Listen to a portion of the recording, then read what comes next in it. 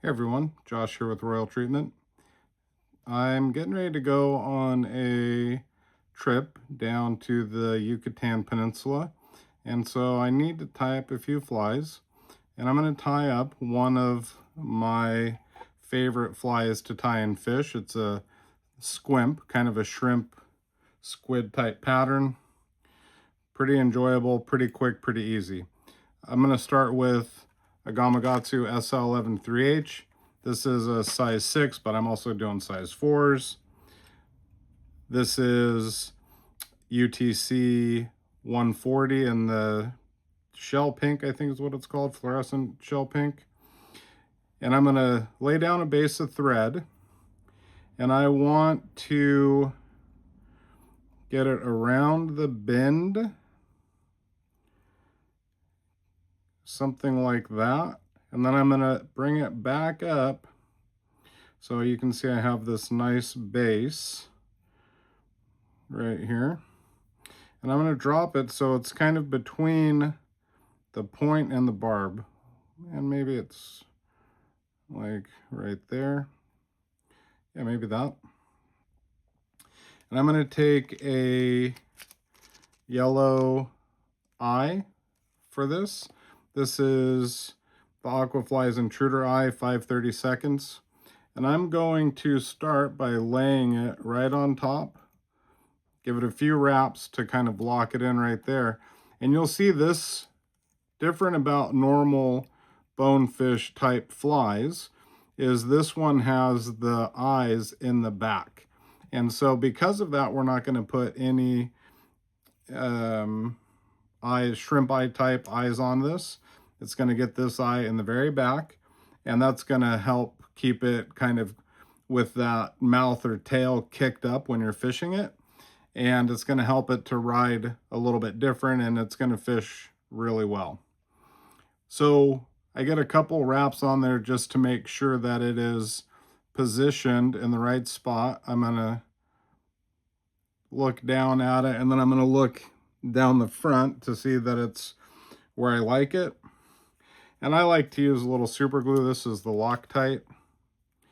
And I just want to give it just a little dab on both sides to really help lock it in just like that. And you can use this or head cement or whatever you like, but this is my go-to. And that's the Loctite brush on.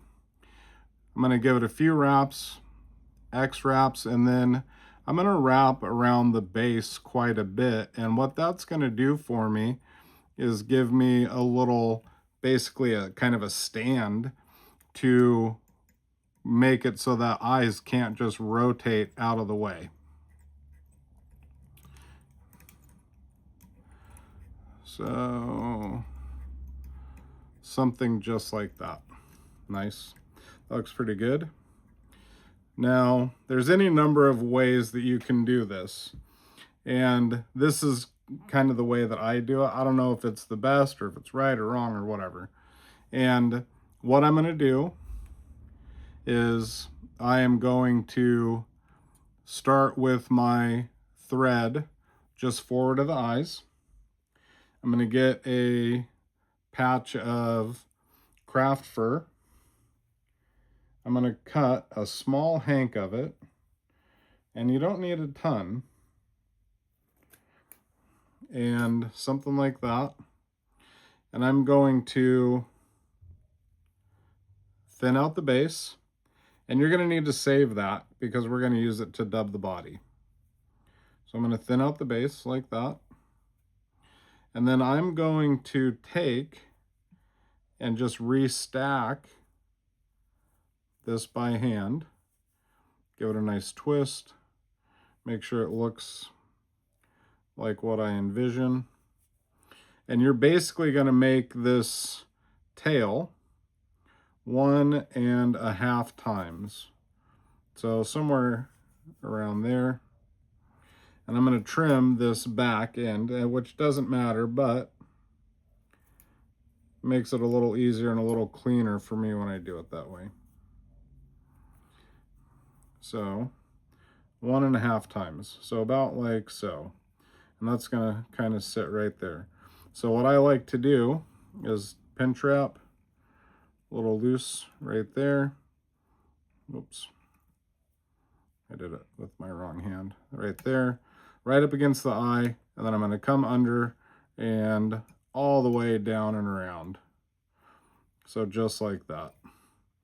Now there is a little tail, and when this is fishing, it's going to fish like this. So that's going to be its mouth, and it's going to be sticking a little bit more up into the air. Take this, and we're just going to tie it in, and maybe 2/3 of the way down, something like that. Trim this, and I'm going to save this, add that to the little pile that I've already started. And clean this up a little bit, like so.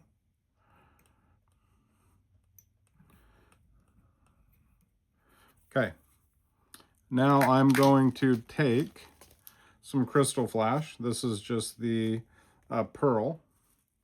I'm going to just pull a whole strand out like that, double it, cut it, right? Save that other guy for later. Double this over again, cut it. So now I have 2 strands. I'm going to slide them right up under the thread there. Lock it in. And that's going to be about the same length as the tail. And I'm just going to trim those other sides like so. Okay, that looks pretty good. I'm going to, again, advance my thread. And I'm trying to build up a little bit of a body here with the thread, so we have a little bit of a foundation. I'm going to get some orange. These are the Aquafly's living legs. This is a clear orange color. And I'm going to just pull 2 legs off like that. And again, I'm just going to come right up underneath here. Make sure they are in a nice position. Lock them down and snap them open. Now I have a leg on the left side, a leg on the right side, and I'm going to just pull them all back. And it really doesn't matter what order that they're in here, as long as you have some like symmetry. And so they're kind of all wrapped around. 2 on the side, 2 on top. Pull them to wherever I feel like looks pretty good. And there we go. I'm going to leave this set here slightly longer. This set right here slightly shorter. It's going to give it a little bit more movement like that. Okay, now I have a little gold wire, and you don't have to do this. This makes the fly a little bit more durable. This is gold and the size is brassy. And I'm just going to tie it in right behind that eye, like so. Now, this is going to be the most time-consuming part, and I like to go a little slow at it, but that craft fur that you saved, you're going to use that as your dubbing. And I like to just slowly work the dubbing on, kind of a little 1 wrap at a time. I don't want it to be super thick and chunky. And as I'm putting it on, I'm also going to keep working it slowly. When I come to the eyes, I will definitely figure 8 it, like something like that. And I'll flip it over to make sure both the top and the bottom are covered. Looks like it needs just a touch more. make sure that I get this spot right there. And I know I could just do a big noodle or even a dubbing loop, but I really like to do this dubbing and make these small ropes, and then I kind of have the ability to build up a better taper that I like, and I just go kind of back and forth.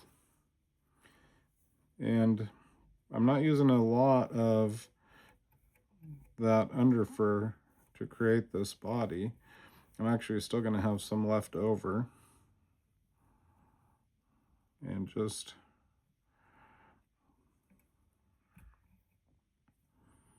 maybe like that.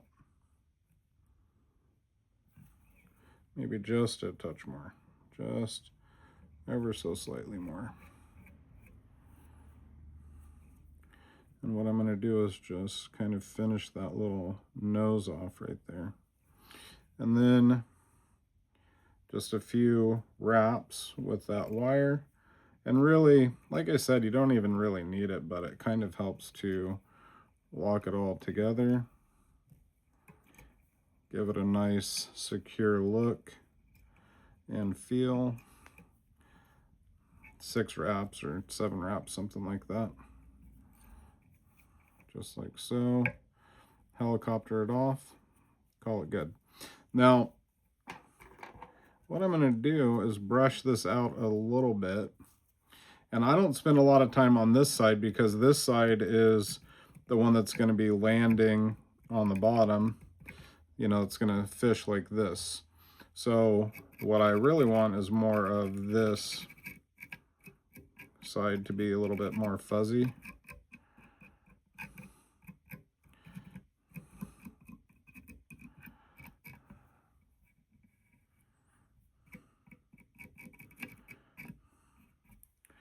And remember, we basically just have 2 materials here, craft fur legs and I guess crystal flash. So I'm going to get my craft fur back out. And we're not using a huge hank of the craft fur. This is supposed to be kind of a slim, kind of agile fly. And again, I'm going to do that same thing where I pull the base out and I'm adding it to that pile that I just started. And for the first fly, you're going to feel like you don't have a whole lot of material because you don't have a lot of excess, but it'll be fine. I'm going to stack again. And the stacking is the hardest part to kind of figure out, but hold it all kind of loosely here. Start kind of fanning. Grab just the very tips and just lightly pull it out. Yeah, maybe. And if you overstack it, you kind of lose that nice taper that was going on. And you can just pull on it and give a little twist. Yeah, maybe. And then I'm going to make this wing about as long as that tail.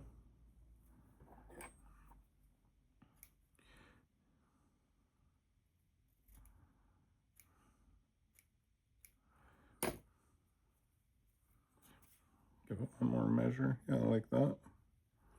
And then I'm just going to drop in.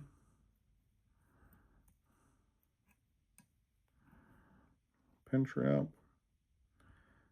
And just pull this back. Don't pull too far back or you'll risk pulling the fur free, the craft fur. That's nice.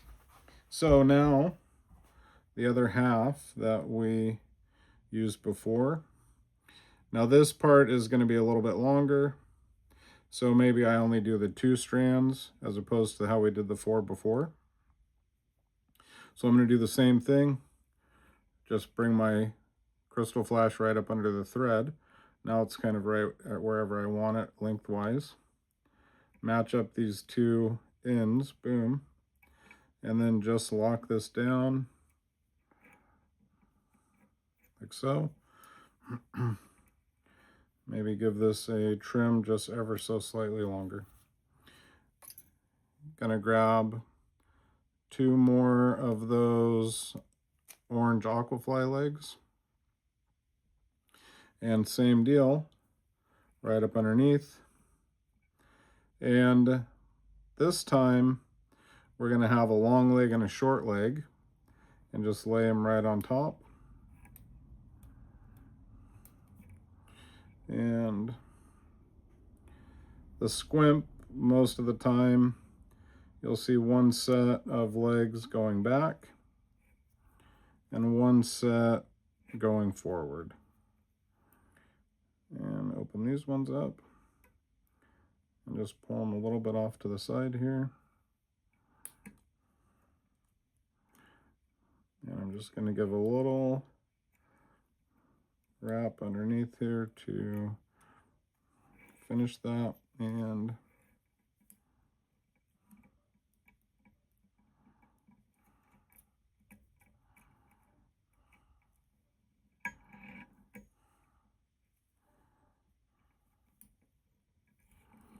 I like to do 2 3 or 4 turn whip finishes. It seems like that really helps to lock it down. Now these legs here, maybe same, as long as the wing or thereabouts, something like that. And then this one, maybe half that. So like there. Give these a little pull. And that's the squimp. And so this is, like I said, is a very nice, cool, good looking fly. When you fish it in the water, when you swim it, you'll really see why it works so good. All those legs just breathing life out there, and a little bit of that crystal flash, giving that little bit of sparkle. Yes. And so as it rides, you know, you're going to see it kind of tip down right here because of those eyes, giving it that little fulcrum, and it's going to have it kind of kicked up. And so you have this basically maybe feelers coming out the back or antenna, and lots of legs to give it movement. Yeah, fun fly. I hope you tie some. Hope you get to go fish them and you go to a fun destination. Enjoy.